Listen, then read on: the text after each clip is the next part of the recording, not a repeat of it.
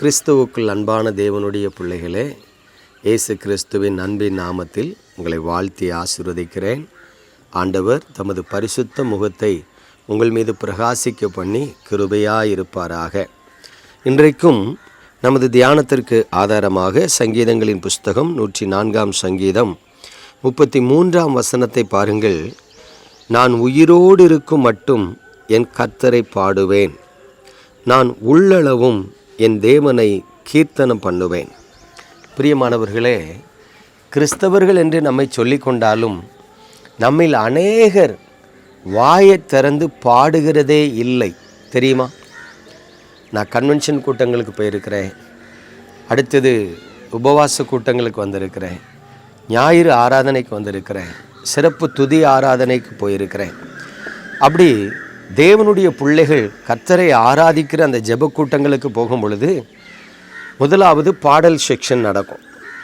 அந்த பாடல் செக்ஷனில் பாருங்கள், ஒரு குறிப்பிட்ட அளவு மக்கள் தான் கர்த்தரை பாடுவாங்க, கரங்களை தட்டி உற்சாகமாக பாடுவாங்க.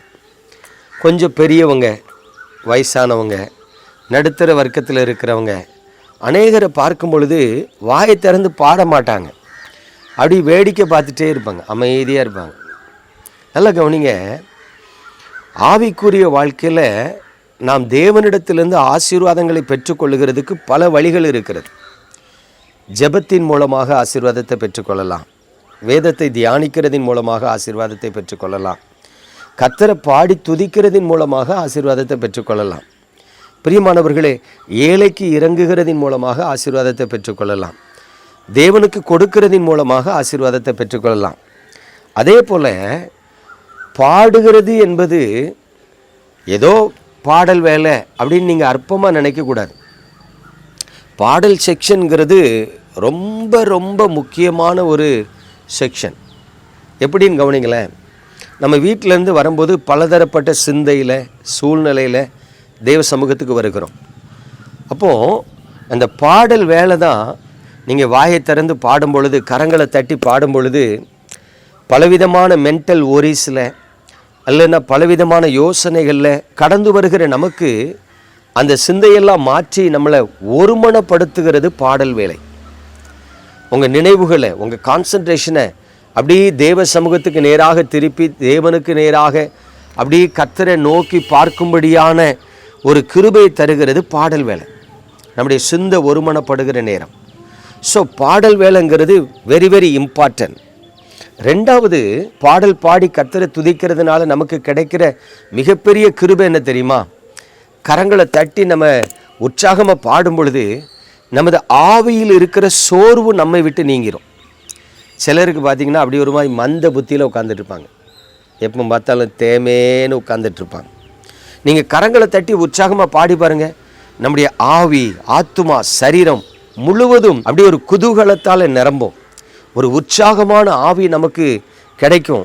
நம்ம கவலைகளை மறந்து கொஞ்சம் மனதார சந்தோஷமாக இருக்கிற ஒரு பாக்கியத்தை நமக்கு தருகிறது பாடல் வேலை. தயவு செய்து பாடல் வேலையை அற்பமாக நினைக்காதீங்க. மூன்றாவது, பாடல் பாடுகிறதுனால நமக்கு விடுதலை கிடைக்குங்க. ஆமாம், நான் என் வாழ்க்கையில் அனுபவித்ததுனால சொல்கிறேன். சில நேரம் சரீரத்தில் பயங்கர பலவீனம், சோர்ந்து போய் படுத்திருப்பேன். யாராவது ஒரு ஃப்ரெண்டு இல்லை தம்பிமார், அண்ணே ஒரு மீட்டிங் வாங்கலை அப்படின்னு கூடுவாங்க, இல்லை ஒரு ஃபெல்லோஷிப் ப்ரேயர் வாங்க அப்படின்னு கூடுவாங்க. நான் சொல்லுவேன், ஃபிசிக்கலி டயர்டாக இருக்கேன்ப்பா, என்னால் முடியலை அப்படிமே, ப்ளீஸ்ண்ணே வாங்கண்ணே, டயர்டெலாம் பார்க்காதீங்க அப்படின்னு கூடும்போது அவர்கள் அன்பின் நிமித்தமாக அந்த ஜெபக்கூட்டங்களுக்கு போவேன். அந்த பாடல் வேலையில் பார்த்திங்கன்னா ஃபஸ்ட்டு ஒரு பாட்டுக்கு அப்படியே அமைதியாக தான் இருப்பேன், ரெண்டாவது பாட்டுக்கு சரி கர்த்தரை பாடுவோமேன்னு அப்படியே ஹம்மிங்கில் பாடலை ஆரம்பிக்கிறது. மூணாவது பாடல் வேலை வரும்போது நல்ல கரங்களை தட்டி பாடும்போது ஆவியில், ஆத்துமாவில், சரீரத்தில் இருக்கிற களைப்பு, டயர்டு, பலவீனம்லாம் மாறிடும். சில நேரம் பார்த்திங்கன்னா அவ்வளவு பலவீனமாக முடியாமல் ஒருவேளை தலைவலியோடு போயிருப்பேன்.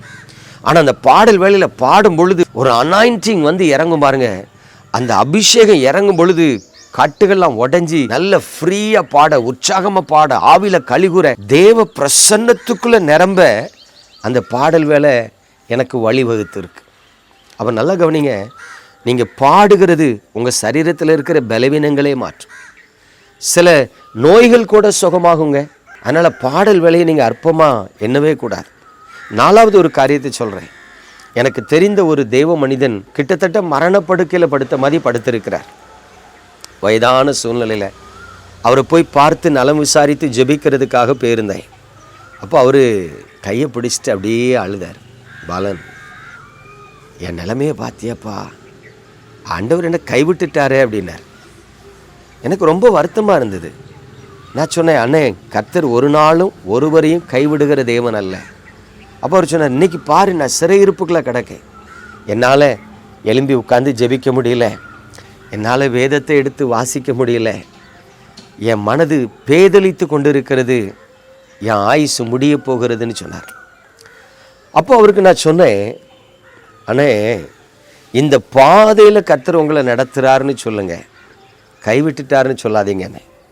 அப்போ அவர் என்கிட்ட கேட்டார், இந்த பாதையில் நடத்துறதுக்கும் கைவிட்டுட்டாருங்கிறதுக்கும் என்ன வித்தியாசம் இருக்குது? கைவிட்டுட்டாருன்னா இதோட உங்கள் வாழ்க்கை முடிய போகுதுன்னு அர்த்தம். இந்த பாதையில் நடத்துகிறாருன்னா இந்த கடினமான பாதையை கடந்து வந்துடுவீங்கன்னு அர்த்தம்னே.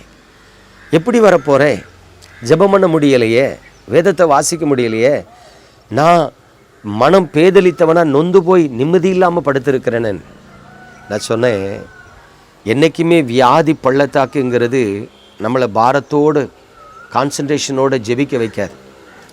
ஆனால் இன்பத்திலும் துன்பத்திலும் உங்களால் பாடல் பாடி கர்த்தரை மகிமைப்படுத்த முடியும். சின்ன வயதுலேருந்து இத்தனை ஆண்டுகள் நீங்கள் பயணித்த இந்த கிறிஸ்தவ வாழ்க்கையில் பாடுகிறது எளிது.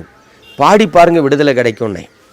அவர் அப்படி சொல்கிறியோ, சரி ட்ரை பண்ணுறேன் அப்படின்னார். ஒரு 5 நாள் கழித்து மறுபடியும் அவரை போய் பார்க்கும்போது உற்சாகமாக என் கைப்பிடிச்சி, பா நிம்மதியாக இருக்கேன்ப்பா, உண்மையிலே நீ சொன்ன மாதிரி 2 நாள் அப்படி பாடி பார்த்தேன், மனசில் சமாதானம் வந்துச்சு. 3வது நாள் பாட ஆரம்பித்தேன்.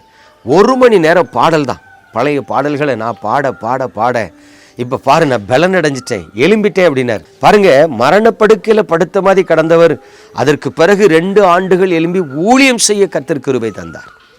எனக்கு அன்பான தேவனுடைய பிள்ளைகளே, இன்றைக்கு உங்கள் வாழ்க்கையில் நீங்கள் கர்த்தரை பாடுறீங்களா? கர்த்தரை பாடுறீங்களா? ஜெபிப்பீங்க, ஜெப கூட்டங்களுக்கு போய் கலந்துக்கிடுவீங்க. உங்கள் தனிப்பட்ட வாழ்க்கையில் வீட்டில் உட்காந்து கர்த்தரை பாடி பாருங்கள், அவர் பாடி துதிச்சு பாருங்கள்.